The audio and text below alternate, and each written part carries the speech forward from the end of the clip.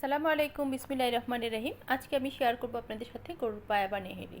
আর এটা খেতে খুব অসাধারণ হয়। মধ্যে আছে ক্যালসিয়াম, সেজন্য আমাদের বাচ্চাদেরকে বা বড়দেরকে খাওয়ানো উচিত। যেহেতু এখন প্রায় মানুষই শোনা যায় যে পায়ে ব্যথা বা ভিতরে কামড়াচ্ছে, এগুলো সব ক্যালসিয়ামের অভাবে হয়। আর আমরা যদি ঘরে থাকা কিছু উপকরণ এবং পায়া দিয়ে এটা তৈরি করে বাচ্চাদেরকে বা বড়দেরকে খাওয়াই বা নিজেরাও খাই, তাহলে মনে হয় আমাদের ক্যালসিয়ামের অভাবটা পূরণ হবে। চলুন তাহলে দেখা যাক আমি এটা কীভাবে তৈরি করেছি। আর আমার এই চ্যানেলে যদি কেউ নতুন হয়ে থাকেন, প্লিজ সাবস্ক্রাইব করে দেবেন এবং বেশি বেশি করে কমেন্টস এবং শেয়ার করতে ভুলবেন না। পাগুলোকে ভালো করে ধুয়ে কেটে নিয়েছিলাম আগেই। তারপর ভালো করে ধুয়ে হলুদ, মরিচ, ধনিয়া আর লবণ দিয়ে বসিয়ে দিয়েছি। এখন এগুলো ভালো করে জাল হচ্ছে।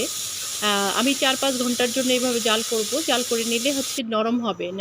সেদ্ধ হয়ে গেছে। আমি চুলাতে একটা প্যান বসিয়েছি আর এর মধ্যে আমি বেশ কিছু তেল দিয়ে দিলাম।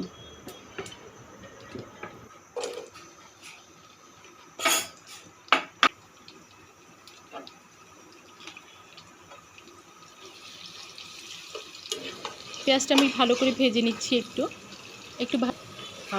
সেজন্য এটাতে আমি আর বেশি ঝাল দেবো না। একটু ভেজে নিচ্ছি। ভেজে নিয়ে তারপরে আমি আমার সেই মশলাগুলোকে ঢেলে দেবো এটার মধ্যে। ঢেলে তারপরে আবার একটু কষিয়ে নেব। প্রায় হয়ে এসছে। এখন আমি এর মধ্যে মশলাটা দিয়ে দেব। এই আদা, রসুন, গরম মশলা, তারপর হলুদ, মরিচের গুঁড়া যেটুকু দিয়েছিলাম এটা দিয়ে দিলাম।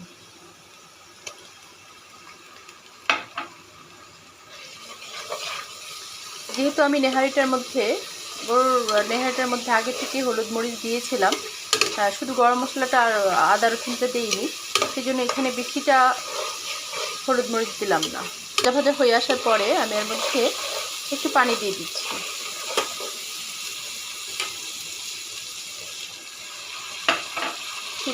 এখন আর আমি এটা ঢেলে দেব।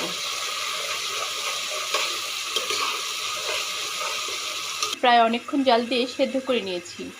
গরুর পায়ার মধ্যে যেই বেস্তে অংশটুকু লেগেছিল সেগুলো সেদ্ধ হয়ে গেছে। এখন আমি এটা আমার যে পেঁয়াজ মরিচটাকে ভুনছিলাম তার মধ্যে দিয়ে দিব। আমি সবটুকু এটার মধ্যে ঢেলে দিলাম। ঢেলে একটু নেড়ে দিচ্ছি।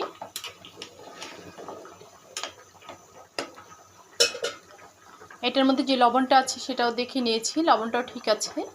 আপনারা যদি এই পর্যায়ে এসে যদি দেখেন যে লবণ কম হয়েছে, তাহলে একটু লবণ দিয়ে দিবেন। ঢাকনা দিয়ে একটু ঢেকে দিলাম। শুকনো মরিচ এবং পেঁয়াজকে একটু ভেজে এটার মধ্যে একটা ফোড়ন দিয়ে দেবো। আর এই স্বাদটা আরও অনেক দ্বিগুণ বেড়ে যাবে। কেউ যদি চান না দিলেও হবে, কিন্তু আমি এটা দিই। এটার মধ্যে যে ফোড়নটা দেওয়া হয় শুকনো মরিচ এবং পেঁয়াজ বেরেস্তাকে, এটা দিলে অনেক স্বাদ বেড়ে যায়। আমি চুলাতে একটা প্যান বসিয়েছি, তার মধ্যে কিছু শুকনো মরিচ দিয়ে দিচ্ছি আস্ত। দিয়ে দিচ্ছি তেল, একটু ভেজে নেব। তারপর এর মধ্যে একটু পেঁয়াজ দিয়ে বেরেস্তা করে নেব। পেঁয়াজ এবং শুকনো মরিচের বেরেস্তা হয়ে গেছে। এই ফোড়নটা আমি এর মধ্যে ঢেলে দেব। ফোড়নটা এখন আমি এর মধ্যে ঢেলে দেব। হয়ে গেছে আমার নেহারি রান্না করা। এটাকে আমি এখন নামিয়ে ফেলবো। আর এটার মধ্যে অনেক পুষ্টি আছে। তারপর ক্যালসিয়াম। এটা যাদের পায়ের ব্যথা আছে তাদের জন্য অনেক উপকার। যাদের টিনেজার বাচ্চা আছে, বাচ্চাদেরকে এটা খাওয়ালে ভালো হয়। কারণ তাদের বাড়ন্ত শরীরে তারা বলে পা ব্যথা করছে, পা কামড়াচ্ছে, এগুলো বলে। বয়স্করাও খাওয়া উচিত। আমার এই চ্যানেলে যদি কেউ নতুন হয়ে থাকেন, তাহলে প্লিজ সাবস্ক্রাইব করে দেবেন এবং বেশি বেশি করে কমেন্টস এবং শেয়ার করে দেবেন। আর যদি কেউ ফেসবুক পেজ থেকে দেখেন, তাহলে প্লিজ ফলো বাটনে প্রেস করতে ভুলবেন না।